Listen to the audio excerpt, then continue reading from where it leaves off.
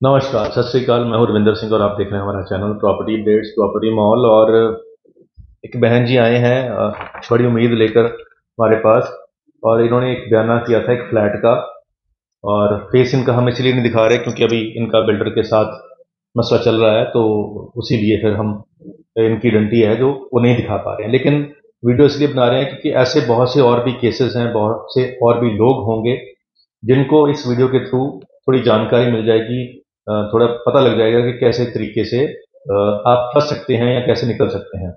तो इन्होंने एक फ्लैट लिया है खरड़ के अंदर, और मैं लोकेशन नहीं बता पा रहा क्योंकि इनका भी मसला बिल्डर के साथ चल रहा है। और बिल्डर ऑलरेडी जब इन्होंने मेरा नाम लिया है इस करके, तो मेरे बारे में भी बुरा भला बोल रहा था कि जी वो तो ऐसे हैं वैसे हैं। क्योंकि जिनको हम मेरे से थोड़ा डर है कि मैं लोगों को सही कहीं गाइड ना कर दूं और उन्होंने गलत काम करने होते हैं, वो डेफिनेटली मेरे बारे में बुरा बोलेंगे भी और बुरा करने की भी कोशिश करते हैं। लेकिन मेरे साथ परमात्मा है, मेरे को डर नहीं है उन लोगों से। अब बात यह है कि इन्होंने एक फ्लैट लिया है, और फ्लैट की 50% से ऊपर इन्होंने पेमेंट बाय चेक कर दी है। 1 लाख रुपया इन्होंने कैश दिया है और फ्लैट का पोजेशन इनको मिल गया है। अब दिक्कत क्या है कि G+2 जो हैं, जो नक्शे पास हो रखे हैं वो घर के हो रखे हैं। इन्होंने नक्शा दिखाया, जो इनको नक्शा दिया है उसके अंदर घर का नक्शा है कि एक एग्रीकल्चर फार्मर है जिसकी वो जमीन थी, उसी के नाम पे ही घर का नक्शा पास हुआ है। अब घर का नक्शा अगर आपका पास है तो आप ऊपर का फ्लोर नहीं दे सकते थर्ड पार्टी को। फैमिली में अगर ट्रांसफर है, बच्चे को देना है, वो अलग बात है, लेकिन बाहर आप नहीं दे सकते। अगर आप अपने घर की छत बेच रहे हैं तो इसका मतलब है कि आप ग्रुप हाउसिंग में आके आपने फ्लैट बनाए हैं, और फ्लैट बनाने की जो सरकार की फीस है वो आपको देनी पड़ेगी। उसके हिसाब से आपको सीवरेज का, पानी का, बिजली का इंतजाम करना पड़ेगा। लेकिन पहले आज तक क्या हो रहा है या होता था, वो ये होता था कि सिंगल सिंगल प्लॉट के ऊपर उनकी 2 मंजिलों का नक्शा पास कराया जाता था। नक्शा घर का होता था, बेचा एज ए फ्लैट जाता था उसको। अब ये सारे सिस्टम को बंद करने के लिए गवर्नमेंट की तरफ से नोटिफिकेशन ऑलरेडी आया हुआ था, और लिस्ट मांगी थी कि कौन कौन से ऐसे एरिया हैं, कौन सी ऐसी लोकेशंस हैं, कौन से ऐसे बिल्डर हैं जिन्होंने ये काम किया है। अब दिक्कत क्या है कि अब इसकी फ्रेश एनओसी नहीं मिल रही है क्योंकि ये घर का नक्शा है और बेचा इन्होंने फ्लैट है, वो भी थर्ड पार्टी है। अब दूसरी दिक्कत क्या है कि ऐसे बहुत सारे एरिया हैं जहां पे जमींदार के नाम पे ही नक्शे पास किए हुए हैं। ये पुराना नक्शा है, तो पुराने नक्शे जो थे पहले, जो बिल्डर था वो अपने नाम पे रजिस्ट्री नहीं कराता था। उसको लगता था कि मैं अपने नाम पे इतनी रजिस्ट्रियां क्यों करवाऊं, उसका रजिस्ट्री खर्चा क्यों करूं, और मैं कागजों में क्यों आऊं कि मैंने की है। तो वो सारी की सारी जो कार्रवाई होती थी, वो किसान क्योंकि इतने ज़्यादा पढ़े लिखे नहीं होते थे, तो इसीलिए उनको ही मोहरा बनाकर बिल्डरों ने यूज़ किया है आज तक। और क्योंकि जब हम रेवेन्यू रिकॉर्ड में देखेंगे कि ये किसने फ्लैट बेचा है, तो वहां पे किसान का नाम ही आता है, क्योंकि उसको तो पता ही नहीं बेचारे को क्या है, उसने तो रजिस्ट्रियां कराई, पैसे ले लिए। अब इस केस में भी सेम कुछ है, बिल्डर के अपने नाम पे कुछ नहीं है, बयाना बिल्डर ने कर लिया। अब उसके नाम पे तो ना जमीन है, ना उसके नाम पे नक्शा पास है। पेमेंट उसने इनसे चेक के थ्रू ले ली है, लेफ्ट राइट करके आपके किसी दोस्त मित्र या किसी के नाम पे वो चेक क्लियर हो गए। अब नक्श पोजेशन इनको मिल चुका है। अब रजिस्ट्री इनकी हो नहीं रही क्योंकि ये मार्च में थोड़ा प्रेशर भी है, इनको भी लालच है कि 2.25% का फीस वेवर है, चलो हम भी करा लें। तो अब वो ना तो रजिस्ट्री इनको करा पा रहे हैं और ना अब इनका फोन उठा रहे हैं, फोन भी आज उन्होंने बंद कर लिया। तो ऐसे और भी बहुत से एरिया हैं जहां पे जो बिल्डर्स हैं उन्होंने पुराने सिस्टम के हिसाब से नक्शे जो हैं घर के पास करवाए थे, लेकिन अब उनकी एनओसी नहीं मिल रही है क्योंकि वो नक्शा घर का है और बेचनी छत है। तो वो बड़ी समस्या है जो वहां पे डील कर चुके हैं, जो वहां पर फंस चुके हैं। अब वो हल क्या है कि सिर्फ वेट कर रहे हैं कि कब गवर्नमेंट की तरफ से कोई रिलैक्सेशन मिले, इसका कोई सिस्टम बने। बट लेकिन फिलहाल इसके ऊपर कोई रिलैक्सेशन नहीं मिल रही है। हाँ, रिलैक्सेशन इतनी मिल चुकी है, अगर G+2 फ्लैट है कोई, मान लो बंदे ने नक्शा पास कराया था घर का और छत किसी को बेच दी। अब उस बेची हुई छत को बंदा अगर आगे बेचना चाहता है तो उसको एनओसी मिल रही है, उसमें कोई दिक्कत नहीं है। पर जहां वो छत बिकी नहीं है, अब फर्स्ट पार्टी ही बिल्डर है, वहां पे रोक लगी हुई है, वो नहीं हो पा रहा है।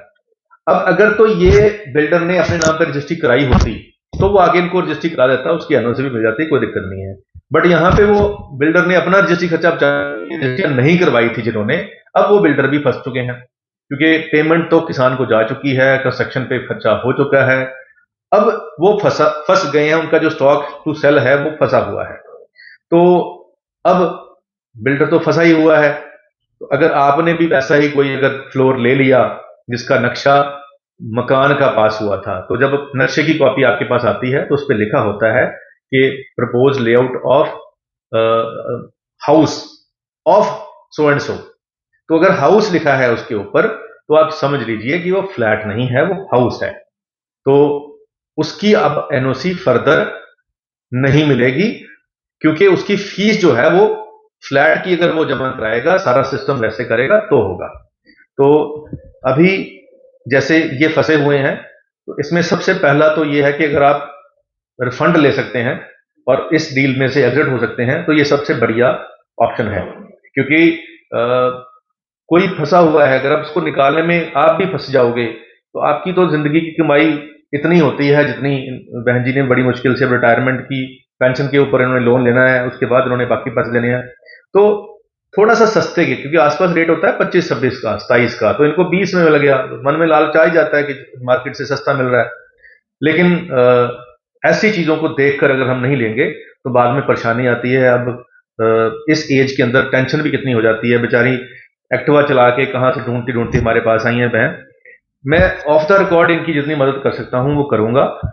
ऑन द रिकॉर्ड अगर हम बात करें तो क्योंकि जिनके अगर किसी के नाम पे जमीन नहीं है, मान लो ये बिल्डर ने आपके साथ बयाना किया और उसके नाम पे तो ये जमीन है ही नहीं, तो ये सीधा 420 का केस दर्ज होता है, 420। लॉयर भी है, ठीक है जी, वो होगा। अगर बंदा लॉयर है तो उसको ज्यादा पनिशमेंट मिलेगी। अगर कोई वकील गलत करता है, 420 करता है, तो उसकी जमानत नहीं है। गली बंदे ने यही गल की, कोई बात नहीं, वकील की ज्यादा पनिशमेंट है, तो आप टेंशन मत लें। आप एसडीएम होता है सब डिविजनल मजिस्ट्रेट, वो हर तहसील में एक एसडीएम होता है। आप जहां से भी ये वीडियो देख रहे हैं, हो सकता है पंजाब के और शहरों से भी देखते हो, तो आप अपने इलाके के एसडीएम के पास जाएं। अगर ऐसा कोई बयाना आपके साथ इलीगल प्रॉपर्टी का किसी ने किया हुआ है, बयाना किया हुआ है, और अब प्रेशर आपके ऊपर आ रहा है कि पैसे दे दो रजिस्ट्री जब होगी, या कुछ लुधियाना से फोन आते हैं कि जी वो जो डीलर है उसने हमें बोला है कि जी हम सेटिंग करके रजिस्ट्री करा देते हैं, तो ऐसी रजिस्ट्री कराने की जरूरत नहीं है, सेटिंग वाली कल को आपको दिक्कत आएगी। हाँ, अगर आप उस डील में से निकल जाएं तो वो बहुत बढ़िया बात है। आप अगर गलत चीज अपने बाय कर ली है, अभी रजिस्ट्री नहीं कराई है, तो आप एसडीएम के पास जाएं। एसडीएम के पास पूरी पावर होती है, वो जजमेंट देकर आपका पैसा भी रिफंड करा सकता है, और जिसने गलत काम किया उसके अगेंस्ट पर्चा दर्ज भी करवा सकता है, उसको जेल भी हो सकती है। तो अगर आप ऐसी किसी प्रॉपर्टी में फंसे हुए हैं जिसमें एनओसी नहीं मिल रही है, जिसमें नक्शा पास है लेकिन वो फ्लोर का नहीं है, वो घर का नक्शा है, तो आपको कहीं दिक्कत ना आए, तो सबसे पहला ऑप्शन तो है कि आप उसमें से निकलने की कोशिश करें।